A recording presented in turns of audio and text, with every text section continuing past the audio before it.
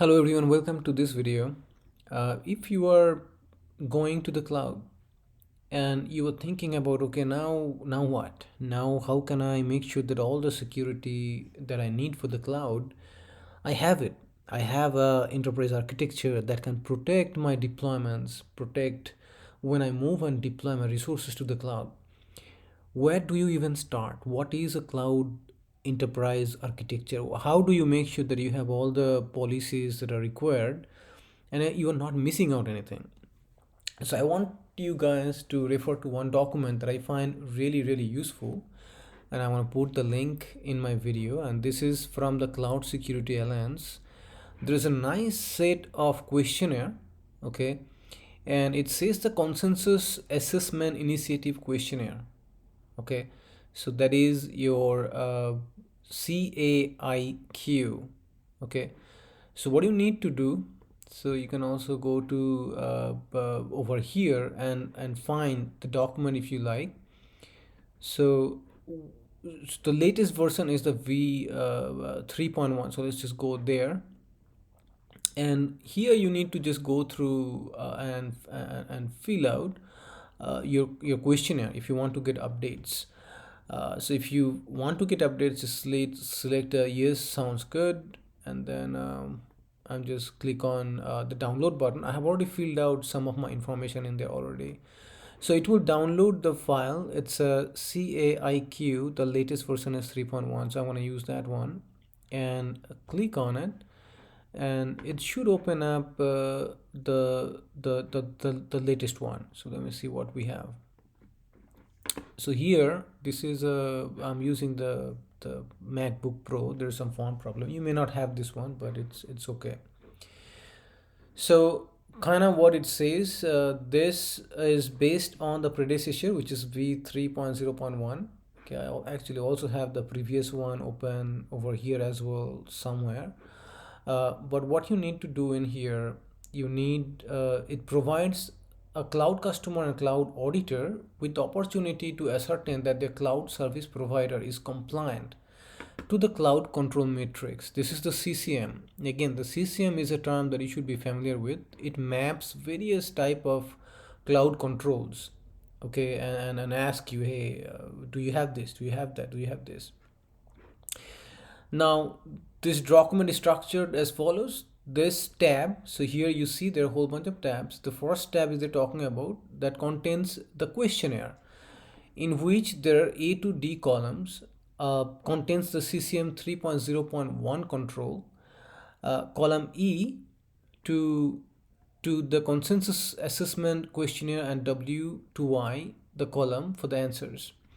The changelog provides the list of changes applicable to the CAIQ in terms of edited, shifted, created questions. So here you can go and you can see what has changed from the previous version. This one is based on the previous version of this questionnaire, and if you are familiar with this, it looks very similar. So you have answers. You can here you will look at the question. Here you would answer, make notes, stuff like that, and here is the mapping for the CCM.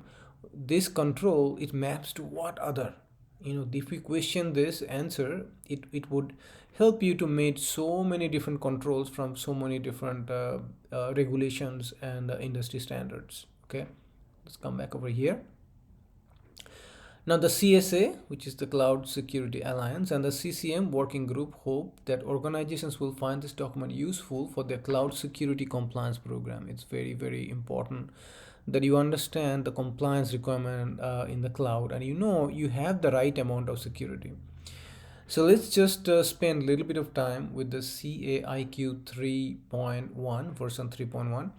So first of all, if you're familiar with any security architecture, enterprise architectures like maybe ISO, maybe NIST, you know that there are multiple different domains, and you have to make sure you have the right processes and policies, and that are available, and even down to the very granular level. Sometimes how you implement that is up to you. Sometimes they're asking question, do you have this, do you have this process enabled, do you have that process enabled? Your answer would be yes. If you have something enabled, How you enable that, it could differ from yourself to another organization. So here the control domain, if you look at it, you have first of all application and interface security. Okay, and you have whole bunch of requirements. Okay, and the question ID, they are AIS version, they have versioning over here. Simply if you look at some control specification, like for this one, applications and programming interfaces shall be designed, developed, deployed and tested in accordance with leading industry standard. Like what are the industry standard? We know OWASP has the top 10, so you must make sure that you don't have any of these problems when you are developing your applications and in your API. Okay, and kind of question that you have to answer in here is, do you use industry standards? Okay, do you use an automated source code analysis tool to detect security defects? Do you use manual source code analysis? Maybe you have a tool like Fortify or Veracode, and that is integrated with DevOps. So you'll answer this yes. So if you don't have that, if you're still manually doing your source code analysis, you say no. Do you verify all of your software suppliers adhere to the industry standards? So system, software, development lifecycle, SDLC security. So you have to figure out that from if you're using any other vendors. Like that, once you go through this application security, next you will come to the audit assurance and compliance, and you'll have a whole bunch of controls that are geared towards audits.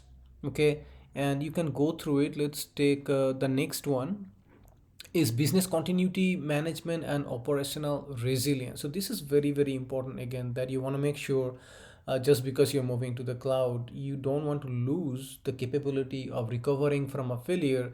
As a matter of fact, cloud, a lot of people go there because cloud is built to survive and to help you implement your disaster recovery and backup and site recovery and resilience. All of that is very closely tied to cloud and why people are going to the cloud.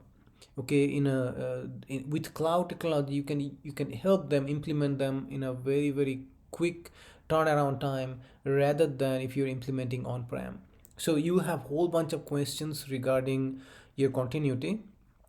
Next section is going to be your change control, configuration and management. This is also a very important aspect of security, even on-prem, on anywhere. So you don't want to change maybe a firewall rule without informing, without having a proper process. So you have to test it, make sure that it's working before you do any kind of change. And the change control is very important. If you change, if you track the change, so now you know that if something goes wrong, what went wrong and how to fix that. So again, you will have a whole bunch of policies and procedures that you need. Just like on-prem, you also need this for the cloud environment. Next comes data security and information lifecycle, and we know that data security in the cloud is of utmost importance. So you are really relying on the confidentiality, integrity, availability. You are relying on all of those and the protection of all of those when you move to the cloud, to some extent to the cloud provider itself, right? So there is a shared responsibility model. You have to understand how you are using your cloud. Are you using is as a infrastructure as a cloud, platform as a service, or software as a service? And then based on that, you have to determine who controls what. Okay, but never think that it's your responsibility or it's only the cloud provider's responsibility. Most of the time, it's a shared responsibility, but there will be always some of the things that you have to control, like your users and their access. Cloud provider wouldn't know who should be allowed to use your application. So some of this is always your application or always your responsibility. So you can go through this questionnaire and make sure you have all those controls around your data that you are storing in the cloud. Then data center security itself. So this one you typically would look at, and it's typically a cloud provider's responsibility. So you would want to look at a compliance document from them. A lot of times the data center itself is not known to the public. For example, say Amazon, they have data centers, but where exactly, you don't know the physical location. They try to keep it very very obscure, so that even there is no danger of the data centers being attacked or something like that. But you will be able to get compliance report from your provider, where the when where an auditor has to go to the data center and make sure and verify all of these controls are passing. Okay, the next one is the encryption key management. Over here, this is now your responsibility. Sometimes it could be the cloud provider's responsibility as well, if you are using the cloud for key management. For example, for Azure Key Vault management, a lot of the times you can let Azure manage all of the encryption keys for you, or you can bring in your own keys. So depending on what you're using, go through the setup questionnaire to make sure that your key management is strong and you have all the controls that you need. We have governance risk management. This is another area that is also very important in your on-prem environment as well. Finally, the last couple things is the human resource management. Again, this is also an on-prem environment. Also, it's important when you are hiring. You want to make sure that you are running the proper background check of the applicant. You're reviewing the employment history of the applicants. You're doing your annual review. Anything is going on before you hire, you are going through a proper due diligence. And even when you are giving the permissions to one users to different resources, you are making sure that you can give the right access to that people. So that kind of ties to the identity and access management. So you want to make sure that you are not really using hundreds of user IDs for one user when they're trying to connect to multiple different systems. You want to have something that simplifies your identity and access management. You want to use services like PIM, as your Active Directory Premium, roles that to provide access to different users. You should go through access reviews periodically, so there will be lots of questions related to that, and you can answer and see where you stand in your identity and access management in your cloud deployment. Okay, so you see there are a whole bunch. And finally, infrastructure virtualization security. So this comes down to your vulnerability management. How are you making sure that all the resources that you are deploying, they are free of any errors, free of any vulnerabilities, and all of that stuff? Are you using Qualys or Nessus or whatever tool that you want? Are you using integrating with the default cloud tools that they provide, like Amazon Guard Duty, your on Azure, your security center? Are they enabled? Are you looking at all the recommendations that they're providing? Are you following the CIS benchmark? Okay. Finally, there are also some questions regarding interoperability and portability. Do you publish a list of APIs that are available in the service and indicate which are standard and which are customized? Is unstructured customer data available or on request in an industry standard format? So if when you are providing this information, how the consumer are going to get and consume this data? Do you have a whole bunch of questions around that? So make sure that you meet that. And there is also a section on mobile security, and a whole bunch of questionnaire to make sure that your mobile security, you're buoyed when people bringing their own iPhone and their own laptops when they're trying to connect to your cloud resource, and if those devices even they are meeting your company policy that you typically would use in an on-prem environment. Again, you would always want a security and incident management and the forensics. Do you have a right team? Do you know when to respond, how to respond? And you have a whole bunch of questions around that you should answer. Even you have a supply chain management that will typically, if you're using a provider, you want to make sure your provider that you are choosing and you're getting the services from, they are also compliant as much as you do or more. Okay, but you don't want to choose someone who would be less compliant, or they are not careful about their security. And this one is the threat and vulnerability management. Again, you make sure that your patching is right. Do you perform your vulnerability scan? all that stuff would come over here. Again, integration with the security center is one place where you can get a lot of information about this, especially in the Azure environment. So that's about it. It's a pretty lengthy document, but with lots of questionnaire. But once you have answered all the questions honestly, what you would end up with is a set. So here you can say yes or no, yes, yes, yes, maybe no, no, no, or maybe not even applicable some of this in your environment. Okay.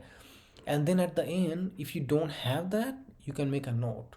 Okay, yeah, okay, I want to work on it.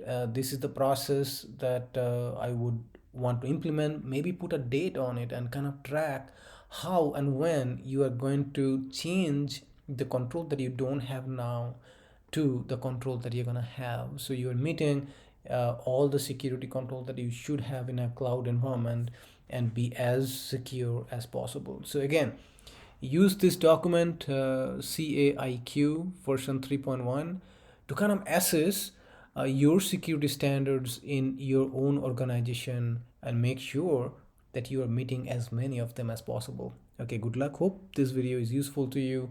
If you're starting out with the cloud, this is an excellent document to review and answer all the questions.